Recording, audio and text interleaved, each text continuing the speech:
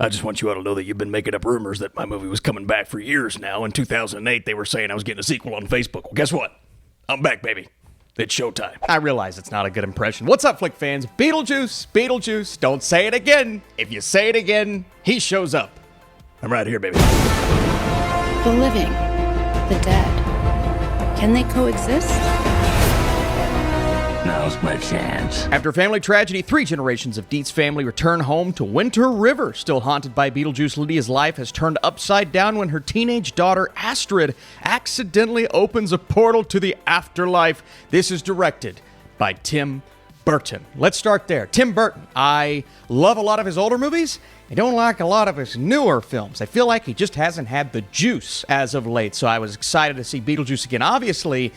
But I was also excited to see if Tim Burton could, bring the magic once more. By the way, you asked me to bring this back, so this film is rated PG-13. There is violent content, bloody images, strong language, suggestive material, brief drug use. It's definitely one for older kids, older teenagers, maybe not the youngest, though, like not necessarily a 6 or 7-year-old. I think a 13, 14-year-old could handle it because they have iPads. Austin, do you like the first Beetlejuice? Of course I like the first Beetlejuice. To hear my full thoughts, I am also simultaneously, hopefully, posting a review for the first Beetlejuice over on my Burke's React YouTube channel. The link will be down here. But I want to say, I didn't know how excited I was for this film until I was walking into that theater with a packed crowd, by the way. It was an early fan screening, 10 minutes from my house. Of course I had to do it, but man, oh man, people were pumped to see this. It is a pop culture staple, especially around this time of the year, and it's just a beautiful balance of comedy and horror, of fantasy, if you will, and I love exploring the afterlife in this universe because the way it's handled with these fantastical productions and the set design in general is just so good in both of these movies, but also the silly and ridiculous ideas that it's posing when dealing with the afterlife. I will say about the sequel, it actually manages to handle that even better. In this film, I think there are more interesting ideas that were brought up. Now, you got your silly bits like the whole Soul Train thing, going to the great beyond. We go into the good place or the bad place, and some of those ideas carry over. Others, they're a little ridiculous, but they're in here to inject a little bit of style and humor. But when you actually think about what Beetlejuice is doing,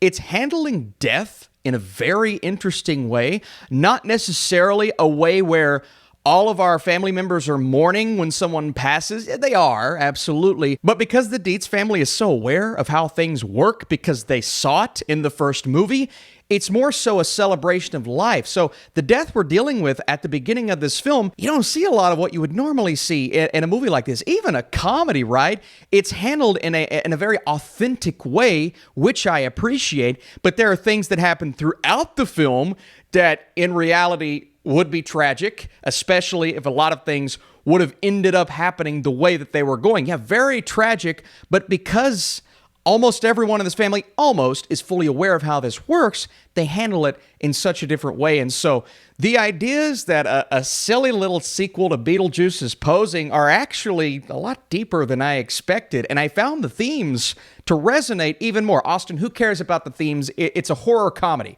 Was it funny? Was it scary? Was Michael Keaton awesome?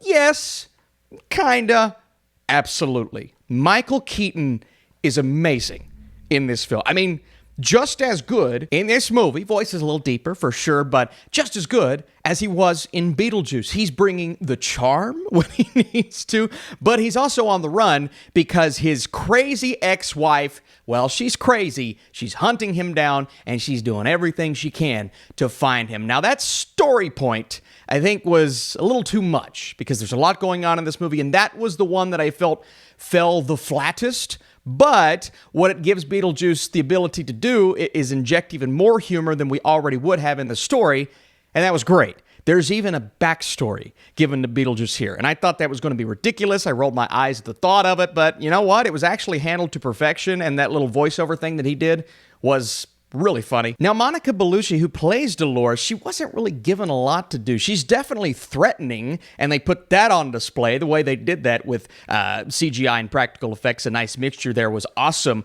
but she doesn't really get a lot to say or do beyond that. And I felt as if that entire character and story was mishandled from that point of view. You also have just a lot of characters here in general. You have Jenna Ortega, who plays our daughter, and I love the fact that they didn't just make her do the same thing she always does, a little bit different, and that was really interesting. She goes off, does her own thing. There's a little bit of a romantic story in there with Arthur Conti as Jeremy. I enjoyed their chemistry, but that's yet another story that I felt they're trying to make you feel a lot from that relationship, and I like their chemistry on screen, but I'm sitting back going, I wish we had more between them once we get to the resolution of that story. And again, not that I wanted this movie to be longer, but it felt almost as if it could have been a limited series, because with those two stories, you also have Justin Theroux's character. And the fact that he wants to get married to our core character here in Lydia, Winona Ryder, is great. I knew she would be great. Fits right back into that role. But that's yet another thing we have to pay attention to. Then you have Willem Dafoe's character, and he's like the underworld detective of sorts. And so he's trying to do his thing. Now, his character brought the humor, which I really enjoyed, and I actually liked his inclusion into this film, but that's something else that we're having to try to focus on. And eventually, there's so many things at play. We're cutting back and forth, and we're just getting so many establishing shots of this town. And by the time you start to get to that resolution, it does focus up, and it brings everything together beautifully. But I'm thinking to myself, did we really need all of those story points? I don't think we did. I think we could have cut one or two, and we would have gotten to the same place by the end of the movie. Now, the place that we get to is everything you want. I'm sitting here in the first 15 minutes thinking, man, there's a lot going on. Some of the humor's not landing. Some of the moments are a little bit awkward. And honestly, I was ready to call this movie a bust after 15 minutes because, frankly, I just wasn't into it. And my love-hate relationship with Tim Burton, well, it wasn't getting any better because there was just so much going on. But as it goes into the second act, it starts to focus up. And really, when Beetlejuice gets called for the first time in the movie, that's when I started to get on board with the ride and the journey, because what we begin to focus on, especially going into the third act, was important. I appreciate that importance. The humor clicks a lot better, and those horrific moments that, again, aren't going to scare me, but they're going to scare, like, younger family members that I have. And you take your family to this because, really, it's a family movie. Even though it's a family movie, they do use a specific curse word in a PG-13 film that I thought was just... It was a brilliant use of that word. My God, it was so brilliant. Honestly, the best thing I can say, it has all of those things that made some of those classic Tim Burton movies not only successful, but charming and entertaining. And not that you're going to turn your brain off and watch these films, but you don't have to think too hard when watching a movie like Beetlejuice or Beetlejuice. It's made for the audience to just have some spooky and silly and comedic fun and watch an incredible actor / comedian, because he was back in the day, do his thing with Beetlejuice. Now, I'm not saying he has a lot of screen time. He has about as much as he had in the first film, which isn't much. I think it was like 17, 18 minutes in the first movie. But when he's on screen, he elevates those moments, as well as giving us other compelling characters. The Deetz family, they're all really charming, compelling, entertaining. You have some of these side players like Dafoe, who is awesome, but again, his story, Justin Theroux's storyline-ish, and all of those things, it just tries to cram pack too much. And so, with all my story issues, with some of my pacing problems, and the fact that the movie was not selling me in the first 15 minutes, I sat back, I gave it a chance, and I walked out of the theater saying, you know what?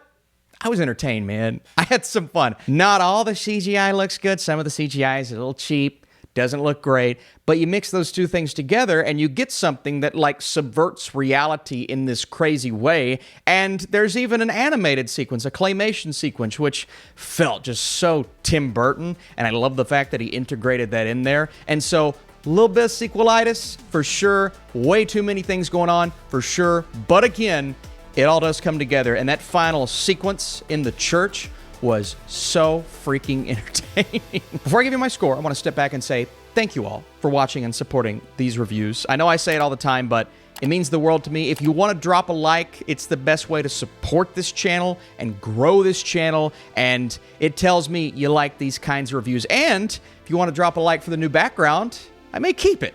I kind of like it. Let me know what you think down below. And follow us on Movie Mode, the Movie Mode podcast, 2-hour podcast every week. And I'm going to force Ryan to talk about this film. He probably doesn't want to. Beetlejuice 2 has a lot going on throughout the first 2 acts, and the story feels overcrowded because of that. Thankfully, the consistency within the entertaining cast of characters and surprising attempts at tackling mortality managed to keep it on track and ultimately deliver a fun finale. Keaton is the MVP, and it will feel like comfort food to hardcore fans of the franchise. I don't know if this one will make you a fan of the franchise, but for those who love it, I think you're going to dig this. For those who don't love it, maybe give it a chance, check it out. The rejuvenation could be enough to turn you around. Thank you so much for watching. I'll see you in my next review, it could be coming later on today, and plenty of things to talk about this weekend. My summer movie tier list, 50 films. We're ranking them right here. Check it out.